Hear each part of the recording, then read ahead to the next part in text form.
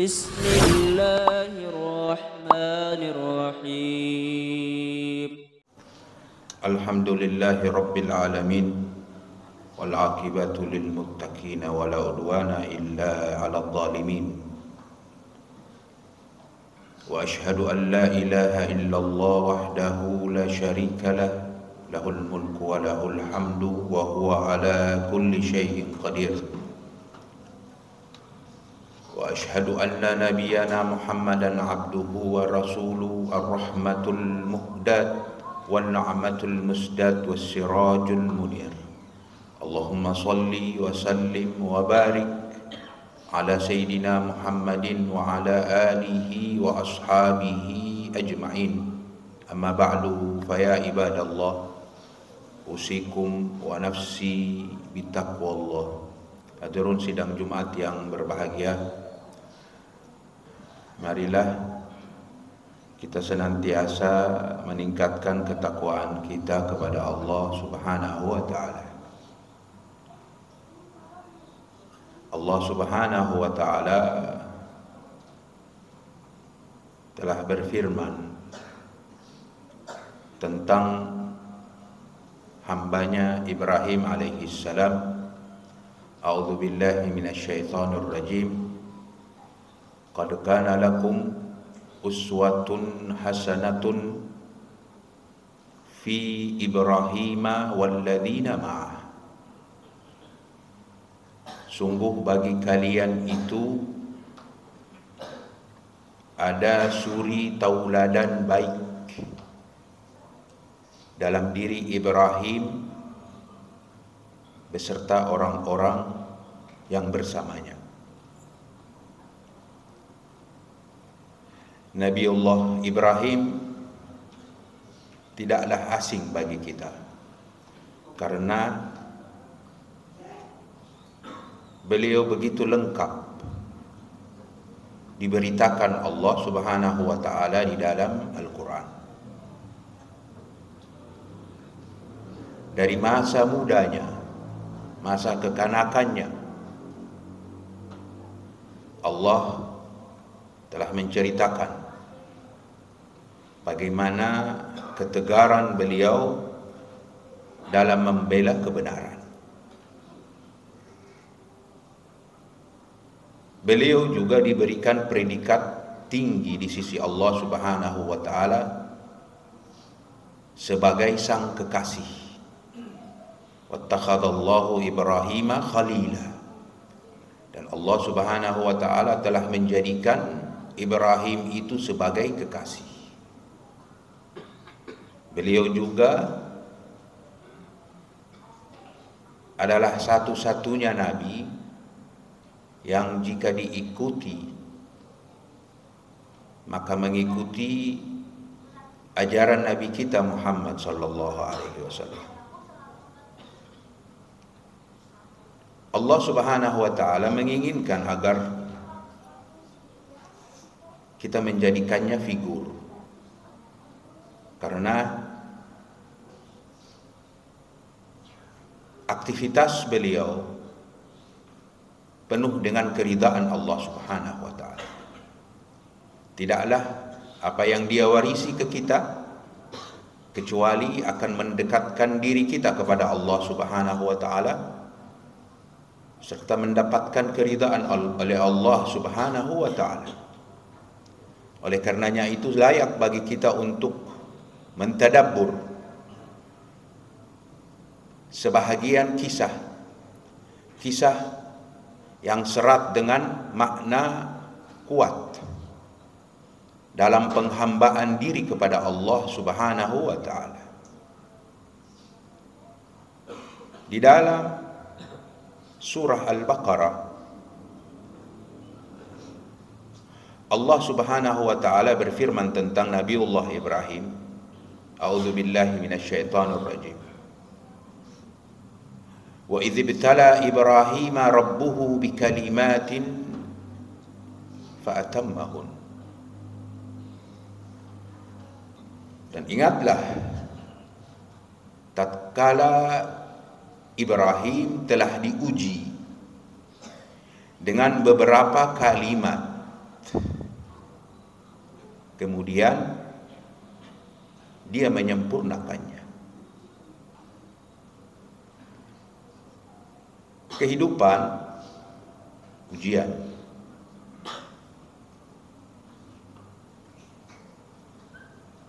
Kehidupan ini tidak akan lepas dari cobaan Allah Subhanahu wa taala.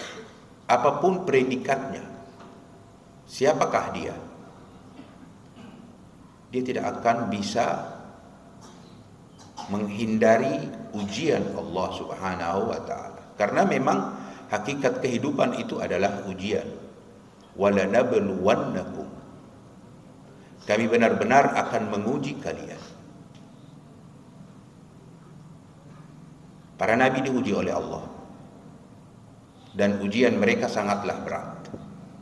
Dan semua manusia akan diuji oleh Allah Subhanahu wa taala. Jadi ini hakikat yang tidak bisa kita hindari, bahwa kita akan diuji oleh Allah Subhanahu wa taala. Dan hikmah dari ujian diantaranya adalah mengangkat derajat. Setiap saat seorang hamba diuji oleh Allah Subhanahu wa taala, maka saat itulah hamba ingin diangkat derajatnya oleh Allah Subhanahu wa taala. Dan prinsipnya sebuah ujian itu tidaklah Allah timpakan kecuali Allah mengetahui si hamba tersebut mampu melalui atau melewati ujian itu. Ujian itu bisa dia terima dan sesuai dengan kemampuannya. La yukallifullahu nafsan illa wus'aha. Seseorang itu tidak akan dibebani, jiwa seseorang tidak akan dibebani oleh Allah kecuali sesuai dengan kemampuannya. Rabbana wala tuhammilna ma la taqata lana bi. Ya Tuhan kami, janganlah Engkau membebani kami dengan perkara-perkara yang kami tidak kuat untuk memikulnya. Di dalam riwayat Allah menjawab, "Na'am, iya." Berarti cobaan yang Allah timpakan kepada seorang hamba itu bisa dia lewati. Lalu mengapa kita dapati banyak orang stres dengan cobaan?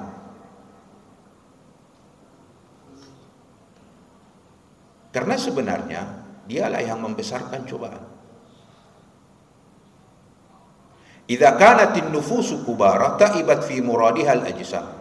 Jika diri ini, jiwa seseorang terlalu besar, maka tubuh tidak akan mampu menggapai impiannya. Kalau membesarkan sesuatu lewat imajinasi, maka tubuh tidak akan mampu memikulnya.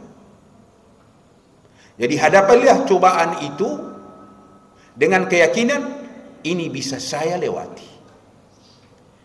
Karena prinsipnya kita akan dihadapkan dengan cobaan. Wa idzibtala Ibrahim rabbuhu bikalimatin. Dan ingatlah tatkala Ibrahim diuji oleh Allah, ditimpakan cobaan oleh Allah dengan beberapa kalimat. Di antara cobaan besar yang dihadapi seorang hamba adalah kepatuhan kepada Allah. Kalimat ditafsirkan oleh para ulama perintah dan larangan. Untuk patuh kepada Allah ini cobaan. Komitmen dalam kepatuhan cobaan. Allah dapati kita dalam perintah dan larangannya cobaan. Nabiullah Ibrahim dalam menghadapi perintah dan larangan adalah sebaik-baik hamba. Fa'atammahun. Dia menyempurnakan perintah dan larangan tersebut dengan sebaik-baiknya, dengan sesempurna mungkin. Dan disitulah Allah Subhanahu wa ta'ala menjadikan dia sebagai sosok yang dipanuti, dijadikan imam. Qala inni ja'iluka imama. Qala inni ja'iluka linnasi imama.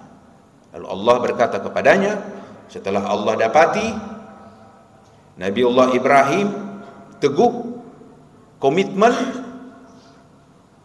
dan tidak pernah melakukan perintah serta larangan Allah kecuali dilakukannya dengan sesempurna mungkin, maka disitulah Allah menjadikan dia sebagai sosok imam yang dipanuti oleh semua kalangan manusia.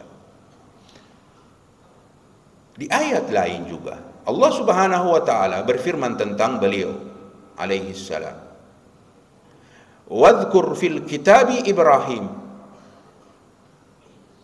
dan bacakanlah ke mereka ya Muhammad di dalam Alkitab tentang Ibrahim, innahu kana siddiqan nabiyya, sungguh dia adalah seorang yang siddiq dan nabi.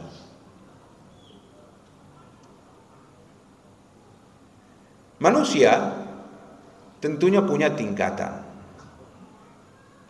Tingkatan tertinggi derajatnya adalah para nabi, para rasul Allah Subhanahu wa ta'ala. Setelahnya adalah kaum siddiqun. Dan setelahnya lagi kaum syuhada, orang-orang yang berjuang di jalan Allah. Dan yang terakhir kaum salihun, minan nabiyyin was-siddiqin was-syuhada was-salihin wa hasuna ulaika rafika. Allah Subhanahu wa ta'ala di dalam ayat tadi, terdapat di dalam surah Maryam, menyebutkan dua dari identitas Nabiullah Ibrahim, Siddiq dan Nabi Allah Subhanahu wa ta'ala. Menariknya, sifat Siddiq didahulukan oleh Allah daripada sifat kenabian. Sifat kenabian tentunya sudah tidak ada lagi pintu untuk di situ. Tetapi Siddiq bisa. Nabi sallallahu alaihi wasallam menyatakan di dalam hadisnya, alaikum bisidqi, hendaklah kalian itu menjadi orang-orang yang jujur. Fa inna sidqa yahdi ilal bir, karena kejujuran itu akan membawa seseorang kepada kebajikan. Dengan banyak jujur, maka kebaikan-kebaikan akan mudah untuk dilakukan. Wa innal birra yahdi ilal jannah, dan kebajikan-kebajikan yang dilakukan itu akan menggiringnya ke surga. Wala yazalu ablin yataharra sidqa, dan tidaklah seorang hamba dalam aktivitasnya senantiasa menjaga kejujuran hatta yuktab indallahi siddiqa, sehingga dia di sisi Allah akan ditetapkan sebagai hamba yang siddiq. Jadi untuk sampai kepada tahapan siddiq, kita harus menjaga sifat kejujuran kita. Oleh karenanya itu, Nabi menjadikan tanda keimanan seseorang itu lewat kejujuran dia.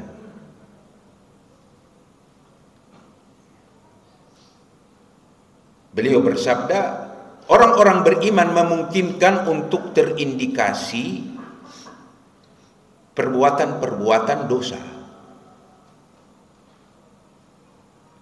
illa al-khiyanah wal kadhib, kecuali ada pengecualian, yang tidak boleh ada di dalam diri orang beriman. Berkhianat serta suka berdusta. Ayakunal mu'min jabanan ya Rasulullah. Apakah mungkin orang beriman itu pengecut, penakut ya Rasulullah? Sifat buruk. Qala na'am, iya. Ayakunal mu'min bakhilan ya Rasulullah. Apakah mungkin orang beriman itu kikir ya Rasulullah? Sifat buruk. Qala na'am, iya. Ayakunal mu'min kadzaban. Apakah mungkin orang beriman itu suka berbohong? Qala la, ini tidak. Jadi semua pintu-pintu kebohongan yang dilakukan oleh orang beriman ditutup rapat oleh Nabi alaihissalatu wassalam. Dan dia tidak menginginkan orang-orang yang telah benar-benar beriman kepada Allah masih suka berdusta dalam ucapannya. Ibunda Aisyah meriwayatkan, tidaklah seseorang yang telah berbohong di hadapan Nabi kecuali akan nampak raut marah wajahnya terhadap orang tersebut, sehingga orang itu bertaubat dari perbuatannya itu. Jadi sifat jujur adalah sifat yang begitu sangat melekat di dalam kepribadian Nabiullah Ibrahim alaihissalam, dan diteguhkan oleh Nabi Muhammad alaihissalatu wassalam di dalam ajaran ini sebagai perilaku asas dalam keimanan dan keislaman seseorang yang beriman kepada Allah Subhanahu wa ta'ala. Dan yang terakhir, di antara perilaku Nabiullah Ibrahim yang mendapatkan pujian dari Allah Subhanahu wa ta'ala, tatkala Allah Subhanahu wa ta'ala memerintahkan kepadanya untuk menyerahkan dirinya kepada Allah. Idh qala lahu rabbuhu aslim. Tatkala Tuhannya telah berkata kepadanya, ya Ibrahim, jadilah muslim. Jadilah orang yang menyerahkan diri. Di antara definisi Islam adalah orang yang menyerahkan hidupnya hanya kepada Rabbul Alamin. Qul inna salati wa nusuki wa mahyaya wa mamati lillah rabbil alamin. Katakan, sungguh salatku, ibadahku, hidupku dan matiku hanya untuk Allah Rabbul Alamin. Apa jawaban Nabiullah Ibrahim? Idh qala lahu rabbuhu aslim, qala aslamtu li rabbil alamin. Aku serahkan diriku kepada Tuhan semesta alam. Jadi inilah hadirin yang berbahagia, di antara perilaku yang layak untuk kita tauladani dalam kepribadian Nabiullah Ibrahim alaihissalam. Pertama, menjadi sosok hamba yang patuh, taat, tidak memperhitungkan apa yang diperbuat di jalan Allah Subhanahu wa ta'ala. Setiap dihadapi perintah dan larangan, maka dia akan menjadi orang yang gemar melakukannya dengan penuh kesempurnaan. Dan yang kedua, berakhlak jujur.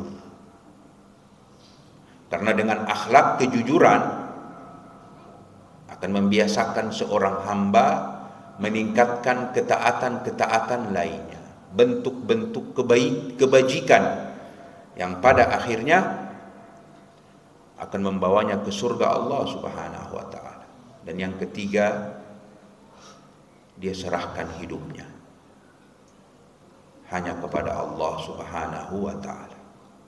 Aqulu qawli hadza wa astaghfirullah li wa lakum